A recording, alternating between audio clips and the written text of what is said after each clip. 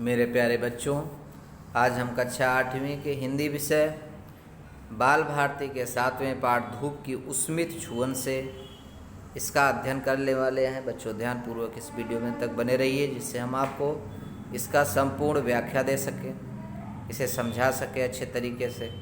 बहुत ही रोमांचक कविता है, रामदरस मिश्र द्वारा लिखित यह कविता है, जो गोरखपुर के रहने वाले हैं, उत्तर प्रदेश के। धूप की उस्मित छुअन से, उस्मित माने होता है बच्चों गर्म, गर्म छुअन से किस प्रकार से बदलाव होता है शरीर में या प्रकृति में, उसका इसमें वर्णन किया गया है। पहले गज़ल में, यह एक गज़ल है बच्चों, और यह गज़ल के माध्यम से पहले गज़ल में दोस्ती क्या होती है, एक मित्र जो होता है वह किस प्रकार से जीवन में काम में आता है और हमारे जीवन को अपना जीवन बना करके वह किस प्रकार से हमें अपने साथ लेकर के चलता है, उसका इसमें वर्णन किया गया है। रास्ते में रोशनी मुस्कान हो गई, पहचान थी ना तुझसे यूँ पहचान हो गई। कितना मैं चला चलता रहा, कठिन थी देखा जो तुझे राह वो आसान हो गई। अब तक तो उदासीन सी थी मुझसे ये दुनिया, जाने क्या हुआ आज कदरदान हो गई।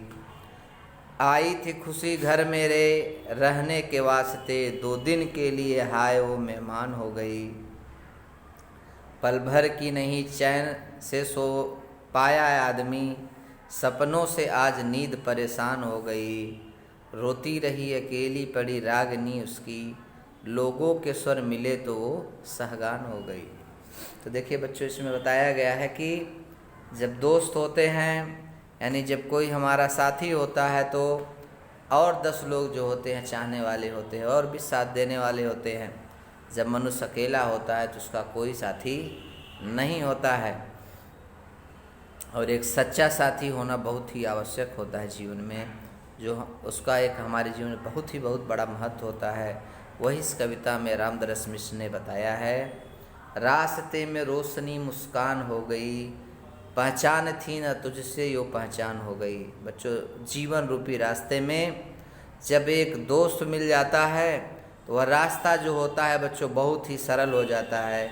कितना भी कठिन रास्ता हुआ वह एकदम सरल हो जाता है, और एक नई रोशनी क्या होती है, प्राप्त होती है। वह रोशनी होती है मुस्कान रूपी रोशनी। तो देखिए बच्चों, इसमें तुलना किया गया है। तो जो रोशनी होती है मुस्कान रूपी, वह एक प्रसन्नता भरी मुस्कान रूपी रोशनी होती है, जो हमें एक नए राह पर ले जाती है। कितना मैं चला चलता रहा, कठिन थी देखा तो तुझे राह आसान हो गई। व्यक्ति जब अकेला होता है तो जीवन रूपी रास्ता उसके लिए बहुत ही कठिन हो जाता है, लेकिन वही जब एक सच्चा साथी मिल जाता है तो वही राह, वही रास्ता क्या होता है बच्चों, बहुत ही आसान हो जाता है। अब तक तो उदासीन सी थी मुझसे दुनिया, जाने क्या हुआ आज कदरदान हो गई।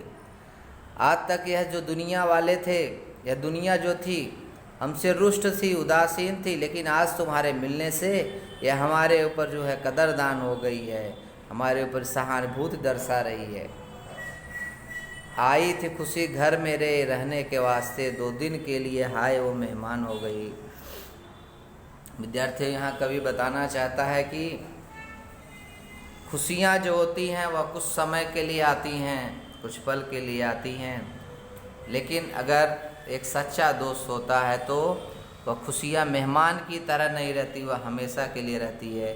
लेकिन अगर सच्चा साथी नहीं मिलता, तो सच्चा मित्र नहीं मिलता, तो निश्चित है कि वह जो खुशी का क्षण होता है वह मेहमान के तरह होता है, जो 2 दिन 1 दिन कुछ क्षण के लिए होता है।